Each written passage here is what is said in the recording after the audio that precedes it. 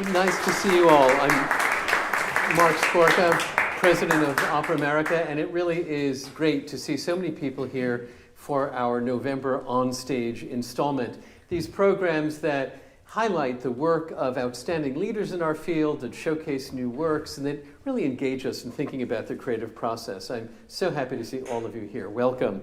And this evening, of course, we're going to be talking to Anthony Roth Costanzo, who we knew from a decade or more ago as a countertenor who has emerged as a countertenor curator, producer, and now as general director and president of Opera Philadelphia.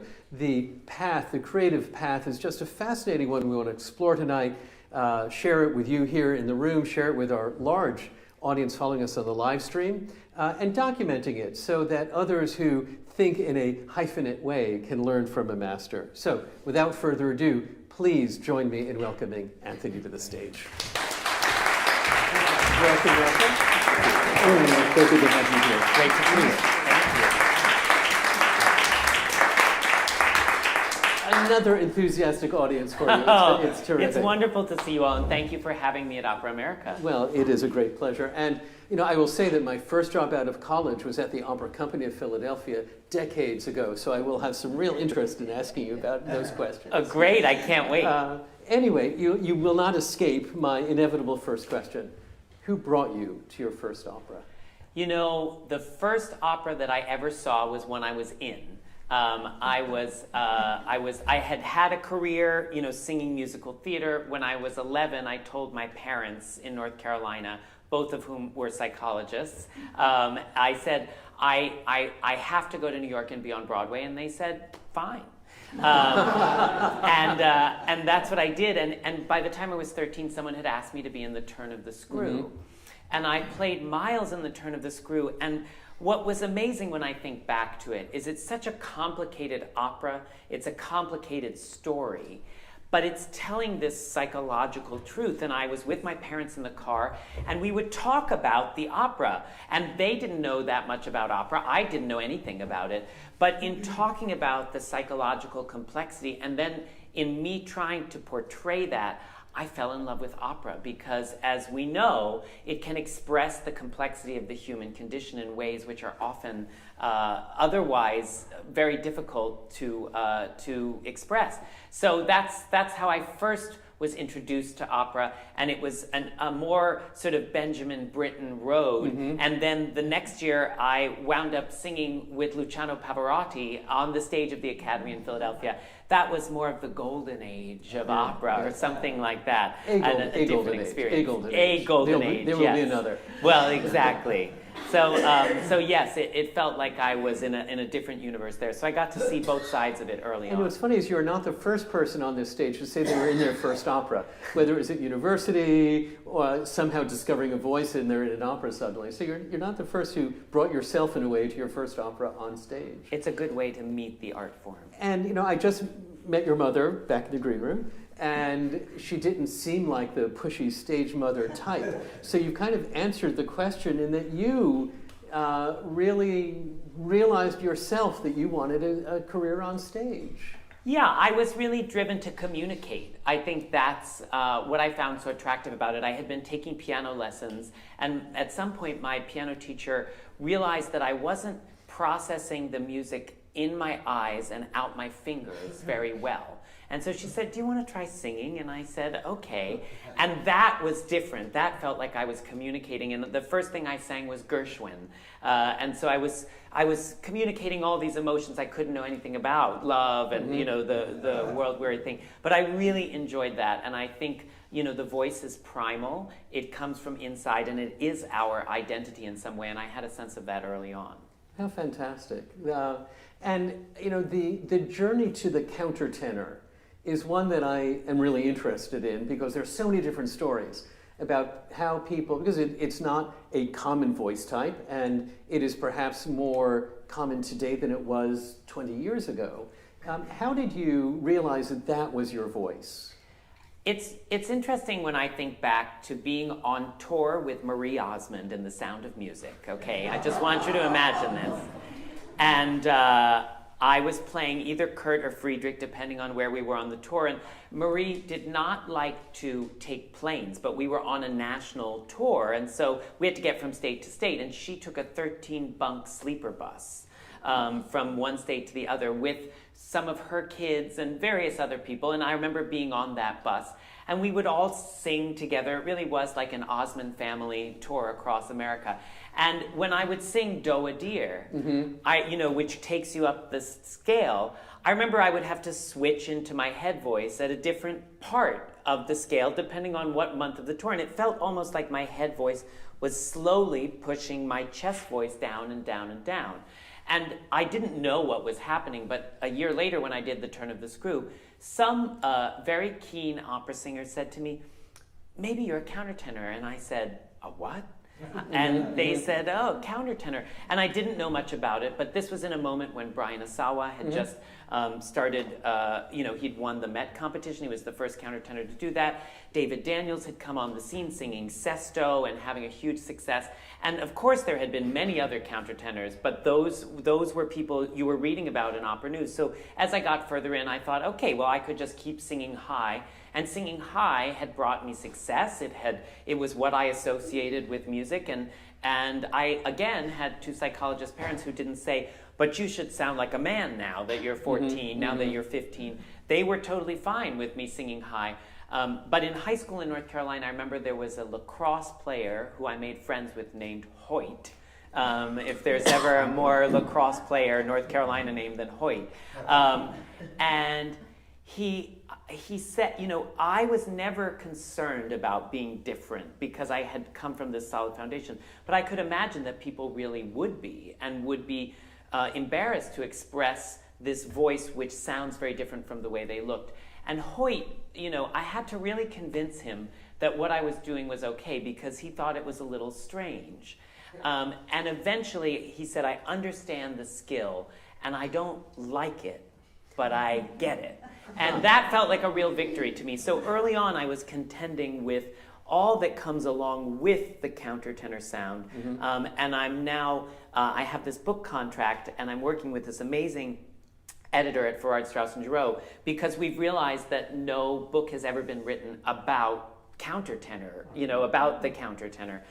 So I'm thinking back to those early experiences and thinking what they mean in other contexts. And it's been fascinating to imagine how much of popular culture, how much of cultures from around the world incorporate falsetto singing. I mean, I was last night thinking about Miss Piggy. Miss Piggy is a man speaking in falsetto. And so is Mickey Mouse, and so is Elmo. So from a very early age, falsetto is present. And then as we get into whether it's Michael Jackson or Justin Timberlake or Prince, we're hearing it in pop music, in Hawaiian traditional culture, in kabuki, in Quinshu opera, in ranchero music. There's always this falsetto tradition. Why is it so prevalent? Why is it everywhere? What draws us to this particular expression of the voice? And why do we feel comfortable with it in those contexts? But then when confronted with it in an operatic incarnation, what makes us feel uncomfortable? So revisiting my childhood and thinking about that transition has been really interesting. Absolutely fascinating. And you're completely right about the other cultures that feel very, very comfortable with that sound. Did you ever want to do anything else? The last person I interviewed on stage here was Janine Tesori, who started college, going to medical school, and she wanted to be a doctor. And then she realized, no, I'm not going to do that. Did you ever want to do anything else? I was pretty set on being an opera singer from an early age. But I always was interested in the permutations of the form. I realized early on that opera encompassed so many things, and it was, in its inception, the unification of a lot of different art forms. I was talking today with some colleagues at MIT, where I'm working on a production, and these scientists, we were talking about the fact that technology has been a part of opera from the very beginning. When they had waves they would crank like this, or pulley systems. These were new technologies they created for the stage. Of course, there was art in the set design and fashion in the costume design. It was such an interdisciplinary art form. So I felt it was my duty from my teenage years to learn all of these different disciplines. And I'd started in theater, but I soon found myself in a film context, working with Merchant Ivory as a teenager. I found myself in a dance context, meeting Carol Armitage, the choreographer, at a young age. And then I found my ways into art and fashion and film. So it was the multidisciplinary cross-pollination that interested me and kept me focused on this art form, which I wanted to expand because I saw it getting more and more narrow. And I thought, wait a minute, it's so broad. Why is it getting more and more narrow? So how did you answer the question in your Princeton interview about what do you want to do with your life? Oh, I said there's a course that's being taught by Peter Singer called Practical Ethics. And I read the course description and I said, gosh, that's what every opera is dealing with on some level, right? Ethics and our practical application of them. I should really take that course. So I was less interested in some ways in, the conventional road of music and more in what, in my undergrad at Princeton, I could glean from other departments and then funnel into opera. And as I created my senior thesis project, which was a whole 2 years of study about the castrati and their lives and their repertoire and what that would have been like, and then making a fictional castrato and putting all this music together with dance and spoken word and an orchestra and all of this production, I said to the university, well, it's going to cost $35,000. I came up with a budget, and the head of the music department said, well, we can't give you $35,000. We could give you $1,000. And I thought, oh gosh, what am I going to do? And so I thought about it and I thought about it and I thought, wait a minute. I've always thought opera's interdisciplinary. I came to Princeton to look at it through these different lenses. There's history, there's literature, there's gender, there's Italian study. So I went to all these departments and I asked for a meeting with the chair and I said, you, chair of the history department, you have a discretionary fund. Don't you want to be a part of this project for $3,000? And I'd make them these proposals about what that was. And eventually I got 11 departments involved. And then I went to the dean of the college and I said, listen, my understanding when I came to Princeton was that you didn't have artists wanting to come to Princeton. They all wanted to go somewhere else, a school, maybe Yale, that had some reputation for the arts more than you do. So don't you want to take a project like this, which is 11 departments, and capture it on video? And we can do that for $22,000. And the dean said, well, how are you going to edit it? And I said, I don't know, but we've got to do it now. And so we got the dean to give us $22,000. I then edited together a little trailer with the filmmaker I'd found, and I took it to the president and I said, now, we have to make a 22-minute film that can play on television, that can go to festivals, and if we really want to make it, we should be seeing the conservatory in Naples where the castrati were, so we can actually have some physical connection to this impossible thing and connect it to the piece of art that was made. And she said, well, what is it going to take? And I said, it's going to take $100,000. But if you don't have that extra money, I understand. And then we'll credit Princeton at the end and say thank you to Princeton University. But you could also have it to show to all your alumni, own it as a film, and it could say Princeton University Presents. And that seemed appealing to the president of the university. And we made a film that eventually got into Cannes, the film festival, and it played on PBS. And it was really exciting for us, but also for Princeton, to be able to showcase to future young artists that, yes, this is a place where you can come and think differently. So when they interviewed you as a high school student, they knew what they were getting into. I think early on they had some sense of what they were getting. Yeah, the countertenor repertoire is so rooted in the Baroque, and yet there's an interesting gap of the extended 19th century where there's nothing for the countertenor, and then you get to the 20th century, and again we see the countertenor coming forward. Let's focus on the Baroque, because your performances are illuminating of the work and of the characters. And I think a lot of people have been unfamiliar for decades with Baroque opera, with Handel. How do you approach it to make it interesting for today's audience? I think Baroque is distinct from the 19th century operas that everybody loves when they think about opera. That's mostly what the general public is thinking about, right? because those operas are through composed, and the verismo, the truth, is in what people perceive as the storytelling. But Handel, all of the arias happen mostly inside the head of a character. And opera has this unique ability to express that psychology, and that's what I loved about it. And so I think finding ways to creatively put that into a dream space, both as a singer and in the context of a production, are really powerful, and they can take us to really creative endpoints. But people get bogged down by this idea of the da capo aria, that there's an A section, a B section, and it repeats. And I think that the key is that it's not actually a repeat. It's a progression for me. And I've always seen it that way. And I would always talk about it like this. I would say, I have a crush on someone. That's the A section. The B section is me calling my mom to say, Mom, I have a crush on someone. And she says something back to me, and then in the repeat, I might have the same thought, I have a crush on someone, but it is colored by that conversation with my mother. I've started to think about it in a different way, and it's moving me toward my next action.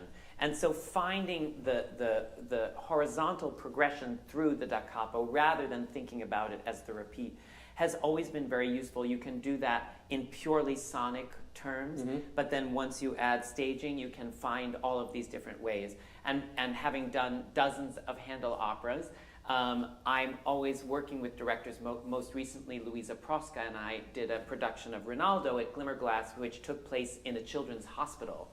And it was a really interesting setting. But as we worked through each da capo aria, I was always asking her how we were moving forward with the thought rather than backwards.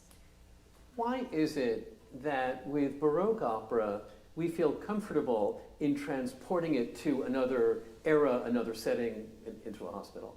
Whereas for the repertoire of the extended 19th century, people get very nervous about that. What permission is it that we have around Baroque opera?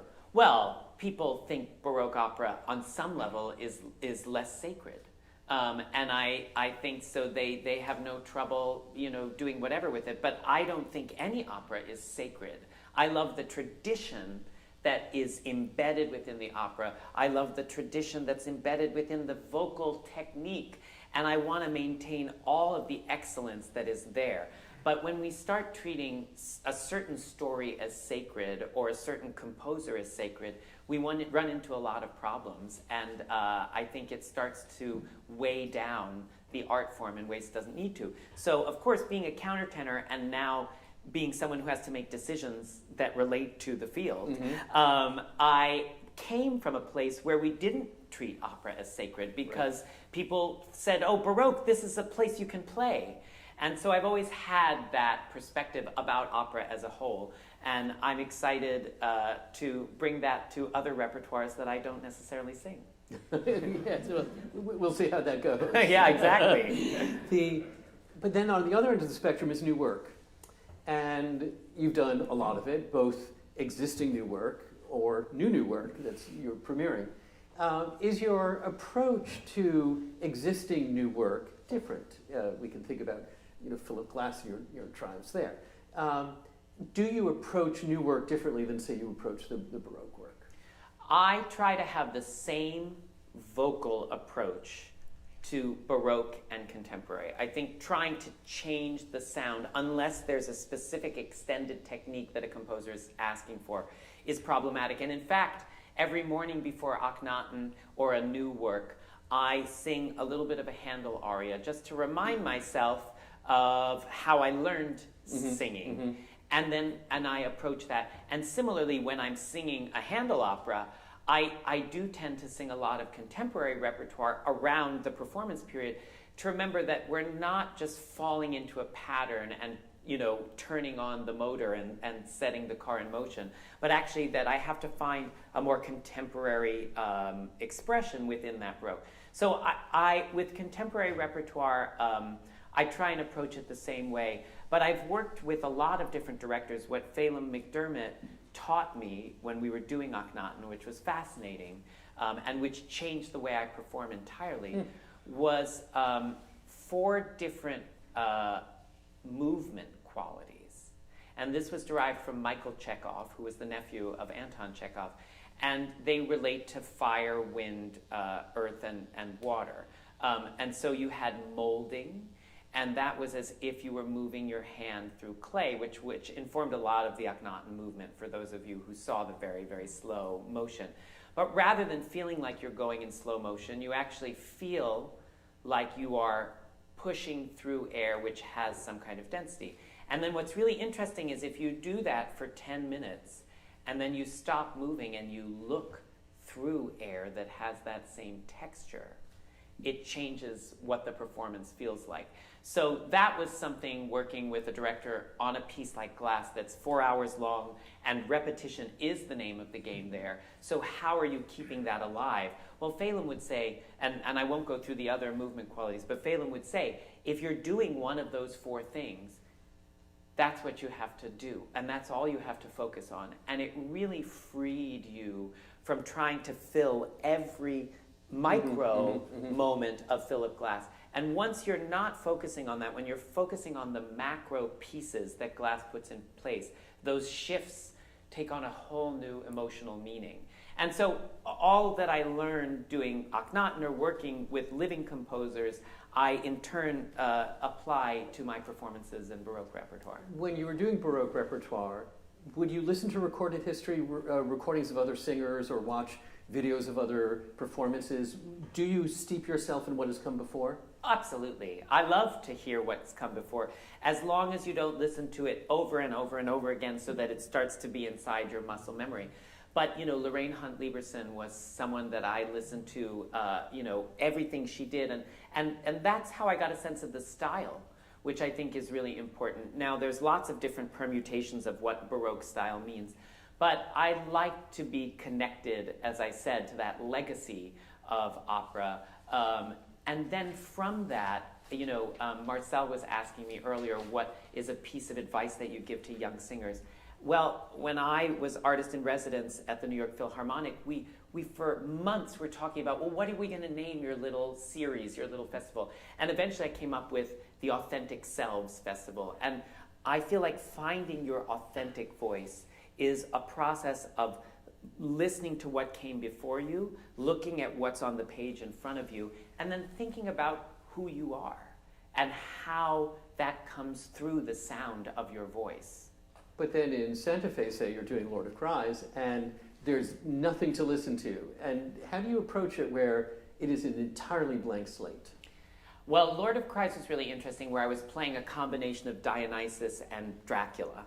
And John Corigliano had written a new opera, and I looked at and listened to the orchestration, and there were these moments of great brass, really, and sometimes he used conch shells from the ocean, and people would blow into that, and they would go, woo, all of these things.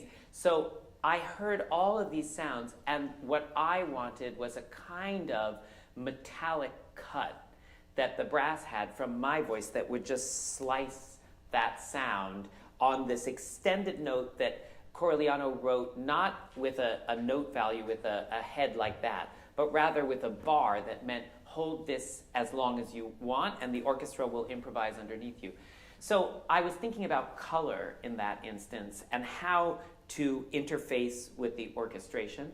And then you're also thinking about character, right? What's happening in that moment and how you can express a kind of character in the sound. If someone was not looking at you, how could they perceive it in the sound that you're making? And I think a lot of young singers that I work with don't realize how much that makes a difference and how wide the palette is.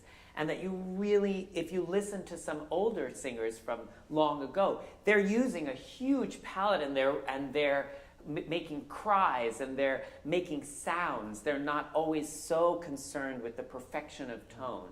So once you master that perfection, what's your palette and how are you using those different colors? And of course, with existing work, Handel has you do this, so you have to figure out how am I going to do it, because that's what Handel put on the page.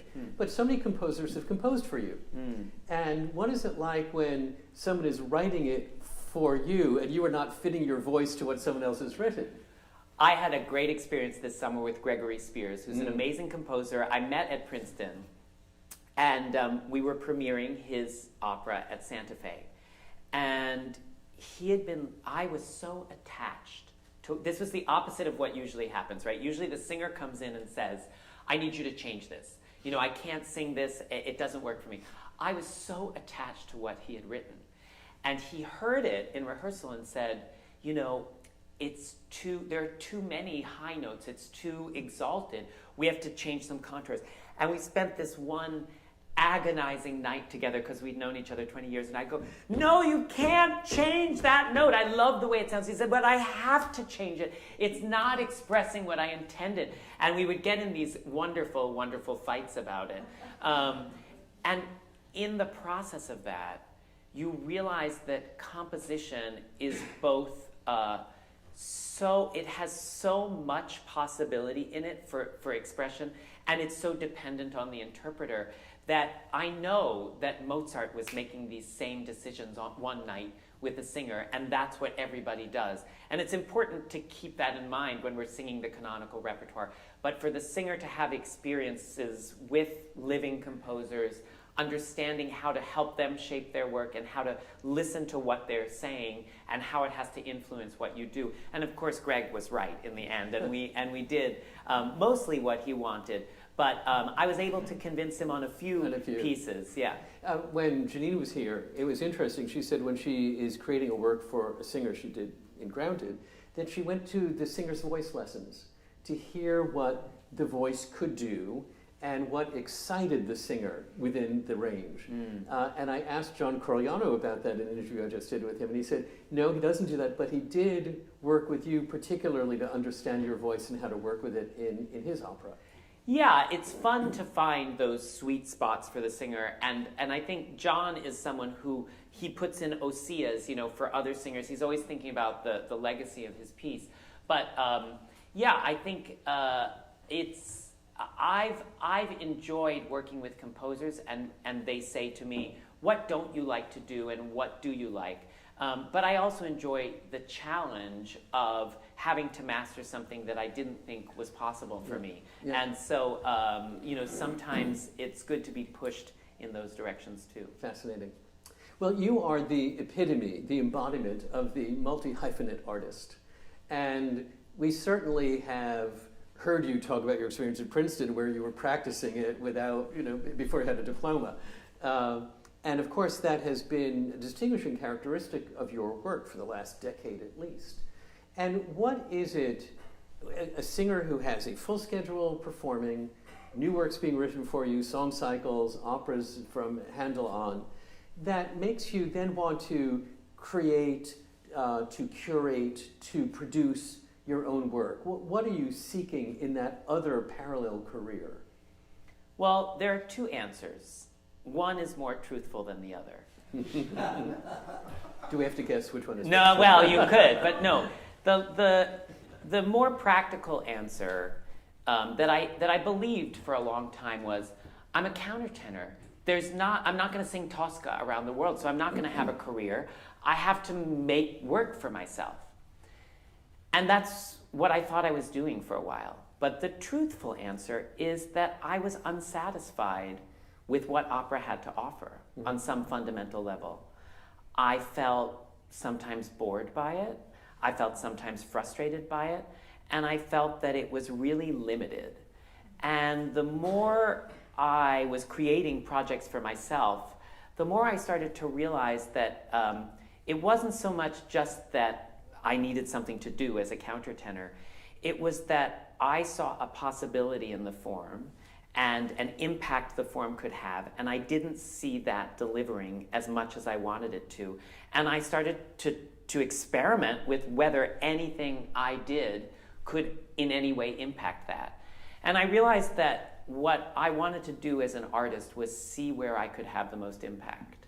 And sometimes that was stepping onto the stage of the Met and singing something really well or performing it really well. And at other times it was by having an idea or having a collaborative process or bringing an artist into the field and letting them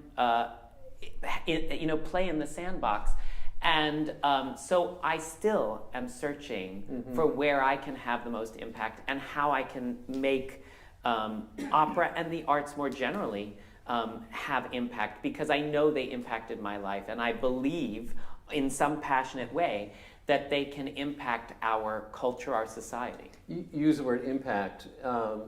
Impact on the art form, impact on the audience, impact on other artists, all of the above? All of the above. Yeah, I know that seems like a cop-out answer, but No. But I want to impact the art form. I don't want it to go into a dwindling scenario. I want it to go into a moment of expansion, and if I can be a part of that in any way, I want to do it. You know, it's that kind of thing where you're like, is it happening? Is it happening? And I got tired of just saying, oh, maybe this person's doing it. I'll go be a part of their thing and see if that's it. You know, at some point you say, well, let's just do this. This is what I think could work.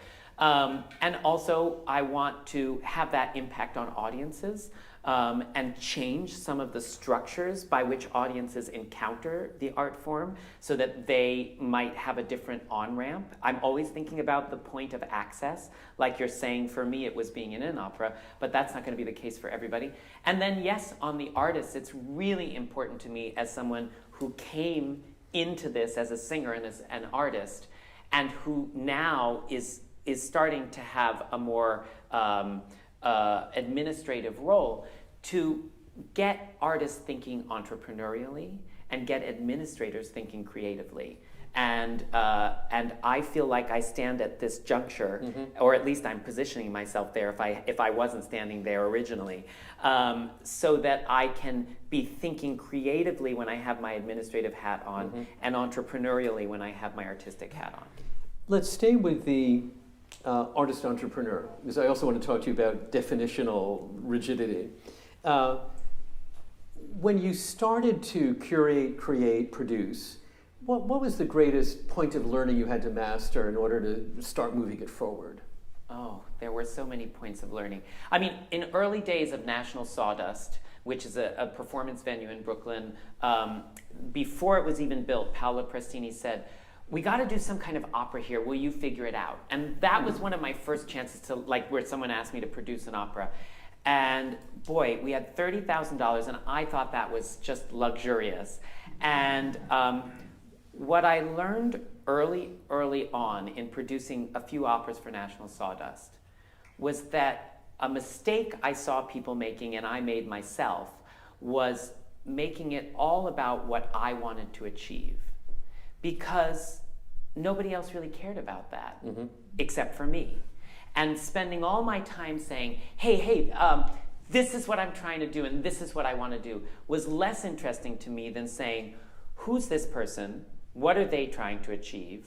Who's this artist? What are they trying to achieve? And this is what I think is cool. And what's the intersection of all of those things? What do I need to then let go of in the killing your babies, way, the Medea complex? What do I have to let go of in order to find that point of intersection? And I learned that really early on.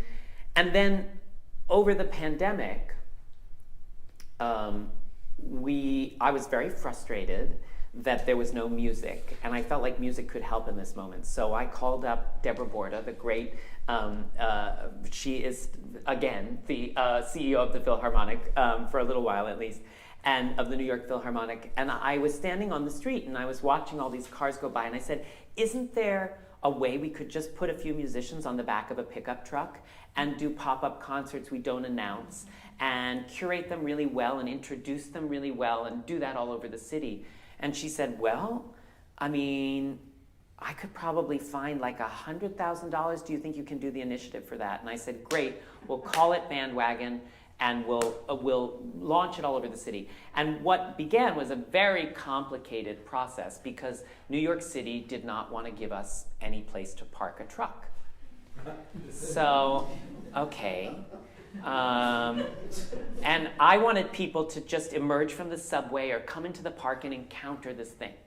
But there were no good parking spaces that were free by those plazas or places of gathering. So I thought, what can we do? What can we do? And then I thought, okay, we could park the truck by a fire hydrant because people can't park by a fire hydrant. Well, the lawyers from the Philharmonic said, no, you can't do that. We'll get in all kinds of trouble. At which point I would call Deborah Borda and I would say, look, do you want a concert or do you not want a concert? It's COVID, let's just park in front of the fire hydrant. So she'd say, well, okay, but figure it out. And I said, here's my solution.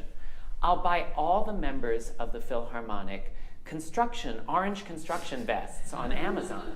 And they'll all wear them and they'll have clipboards. And so that way, if police cars are coming by, it'll look like we're really official. You know what I mean? And we're doing some road work or something and they'll just drive on by. That is how the bandwagon began. And then the orchestra manager said to me, well, you can't have any musicians playing in direct sunlight. So I would go in my little zip car that I rented all around New York City, and I would take my phone and look at where the sun would be at different times of day. And I would write down a location and I would say, okay, here's this location, sunlight good from this hour to this hour.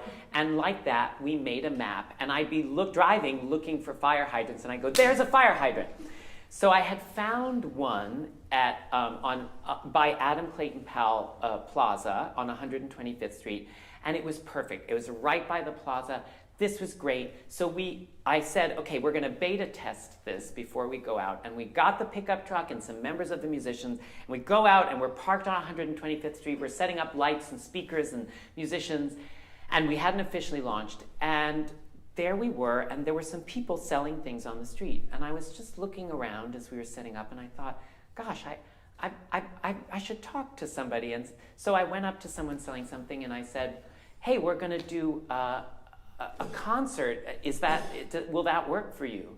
And he said, oh, what kind of concert are you going to do? And I said very proudly, oh, it's the New York Philharmonic, we're going to do some classical music. And he said, I don't think that's a good idea.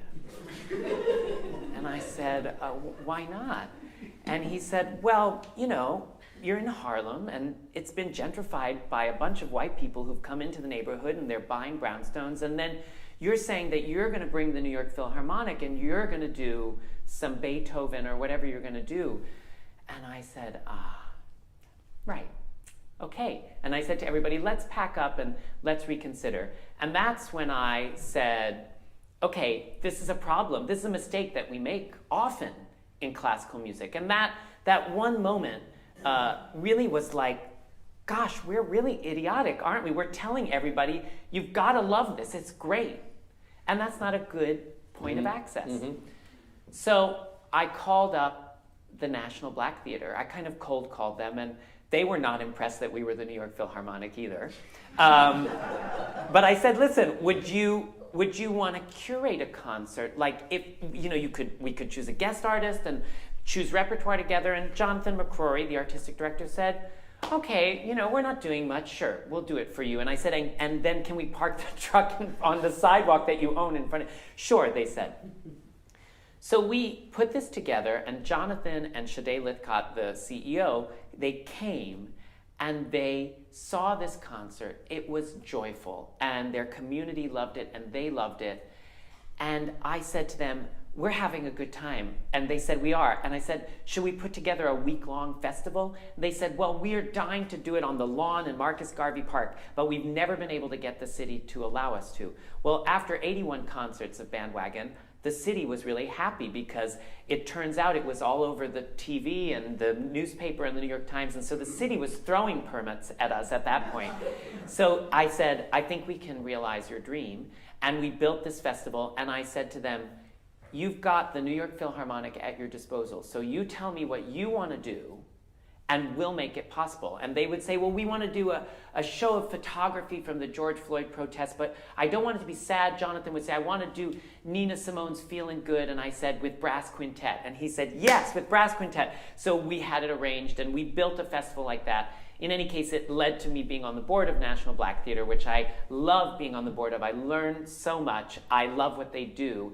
And I learned in that moment that really collaboration is key for classical music. When we think we're doing the right thing and we're in our own bubble, we are just screwing ourselves. And there's a connection between what you just said and what you said earlier about creating work is not about creating what you want to create, because no one really cares about that. Yeah.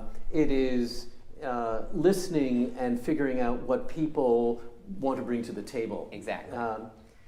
Now, not every artist has these qualities to be able to listen and to connect what different interests overlap.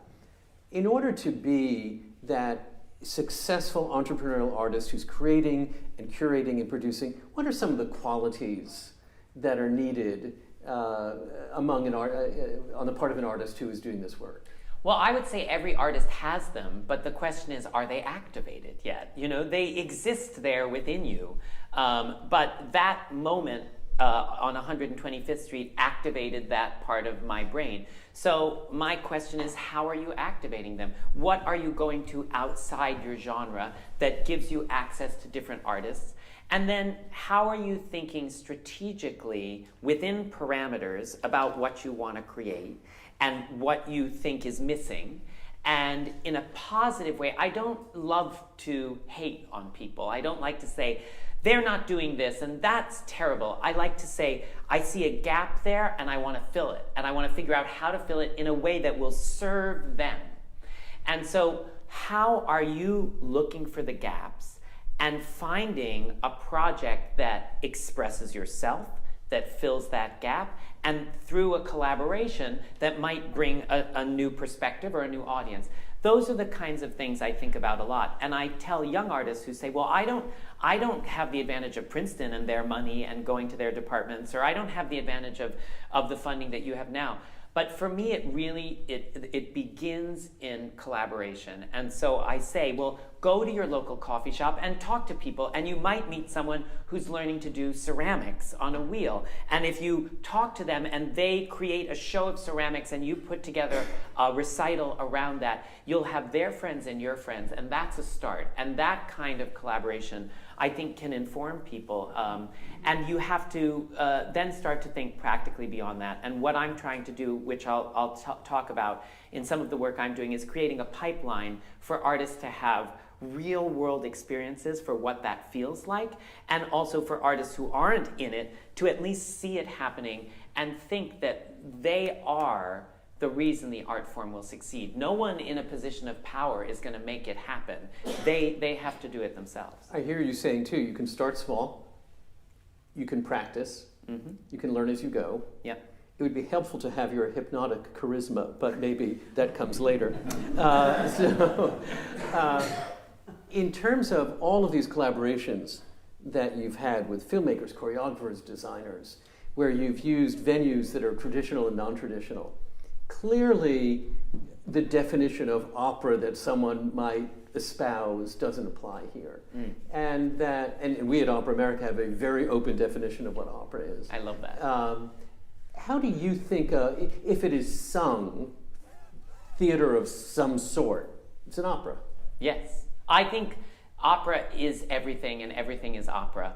And, you know, when it began, it was called dramma per musica, drama through music. And I love through. You know what I mean? It's not like we place one on top of the other, but it goes through it. And I think that, you know, along the way, since those times, it was called opera, which means a work. There is no more broad term than that.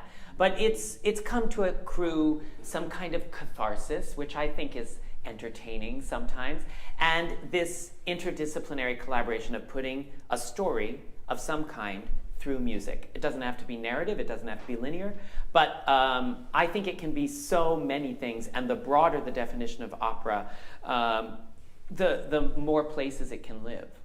So before you were the general director and president of Opera Philadelphia, if you were, you know, stuck on a subway car because the power was down, and the person next to you said, "So what do you do?" How would you describe what it is what do you do? I always said I'm an opera singer, and that's what I'll always be on some level. But I think in my conception, part of being an opera singer is having an impact on how people perceive opera and what it is.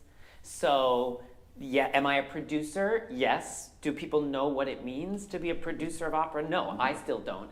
And, you know, am I an administrator? Am I a fundraiser? Am I a marketing person? I'm all of those things. But in my brain, that's a part of being an opera singer. And this new role is an extension of that. And I want every opera singer to feel that way, because I think that's where change can come from. You're now head of Opera Philadelphia. You had known the company, you'd been working with a company that had an increasing reputation as being artist-centered, artist-centric. I think that means where the artist talks about what they'd like to do next, and the opera company isn't deciding, but in casting, but they're saying, what do you want to do? What does artist-centric mean for you? How did it work for you at Opera Philadelphia before you became general director? Well, I had a great time collaborating with Opera Philadelphia, in particular doing a project called Glass Handle, which I came to Opera Philadelphia and said, I have this crazy idea in which the audience will be moved around on dollies to different stations where they'll find a Mickalene Thomas film or George Condo painting or Justin Peck choreographing. And I'm going to put it all together. I'm going to put together co-producers. We're going to raise the budget. What can you give? And they met me where I was, and they were incredibly collaborative. And I knew that their new works practice of developing new work, thanks in part to their collaborations with Opera America and all the incredible work that you do to bring new operas into the world, but they really had refined that, and that was before it was de rigueur for every opera company to do new work. So I think they were really focused on how do you take an artist with an idea, whether it's a composer, a singer, a director, and give them the tools they need to do something well. And so that was always how I had experienced them, and I felt that they had grown a reputation for that. And that's part of what interested me in the opportunity. And it seemed to me like so much the logical next step that an artist should be the general director and president of the organization. So here you are, head of an opera company, and there have to have been some surprises already. What's the biggest surprise being the general director of an opera company? Well, there were two. Again, I'm going to give you two. One is that the skill I had to hone quickly, which I found to be most important, was listening to your gut, which we think that we can do, but as you get to be in a larger and larger context with more and more people, and some of them are working with you to create something, and then everything gets bigger, your distance of your ear and your gut gets farther and farther. And you are where you are usually because you've trained over time to have a good sense. And when you lose a connection to that, the decisions you make start to get worse and worse. So I had to train myself to listen to what the people with more information around me are telling me, because there's a lot of information I don't have. But also to be listening to my gut and to make that an equal partner at the table.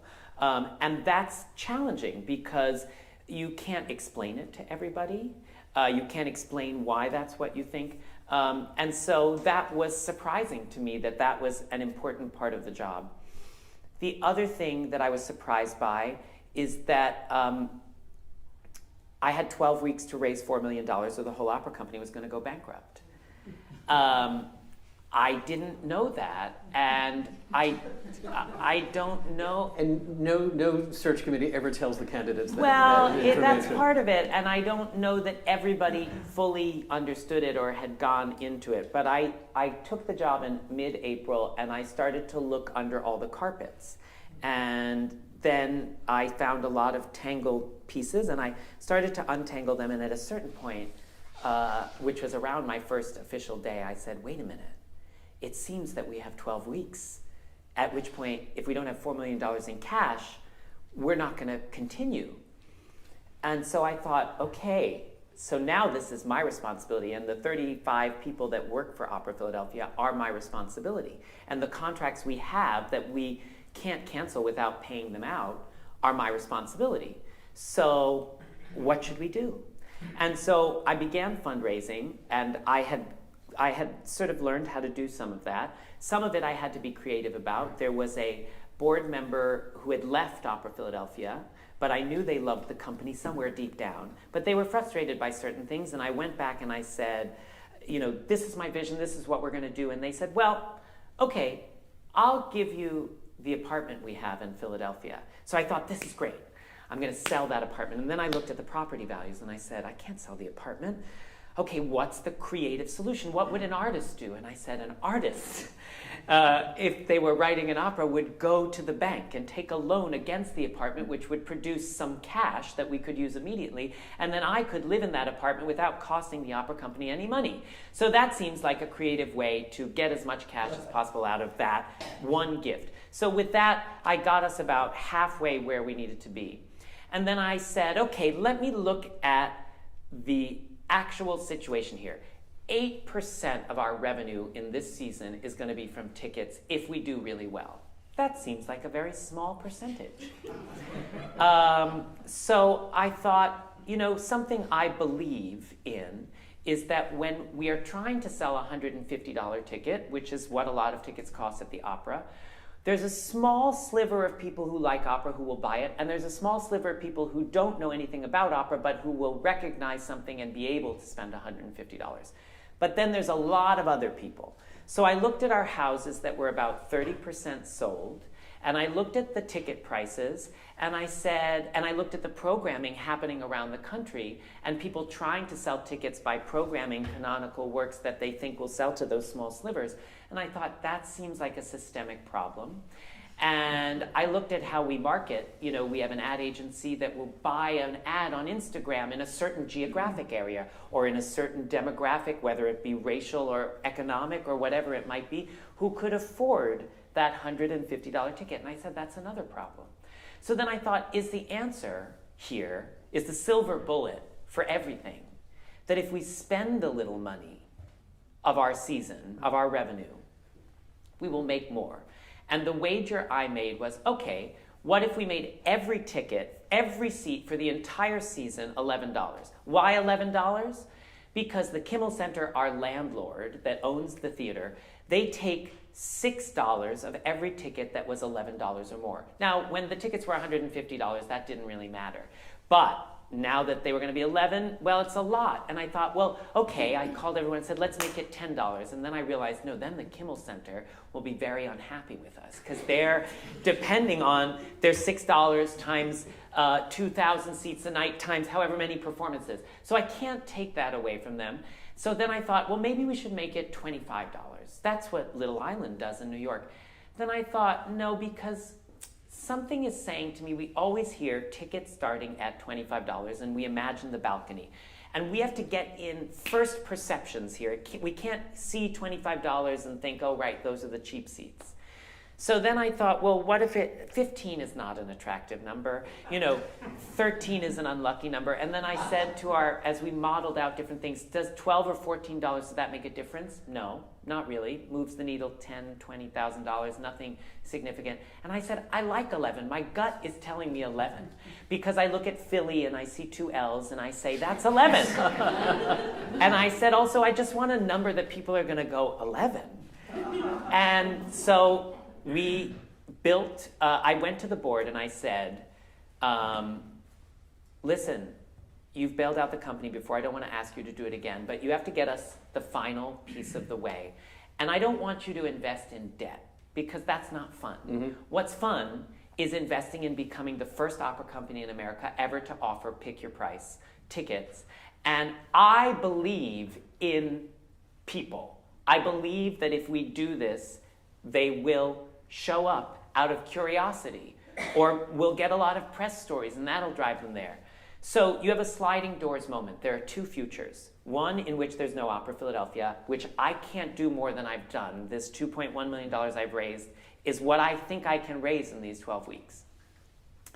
I've raised some additional funding, $3 million, that will come in over the next 3 years, but in terms of cash right now, I don't know how to do it unless you top me up. But I know that Pick Your Price is going to make this really exciting if you do it.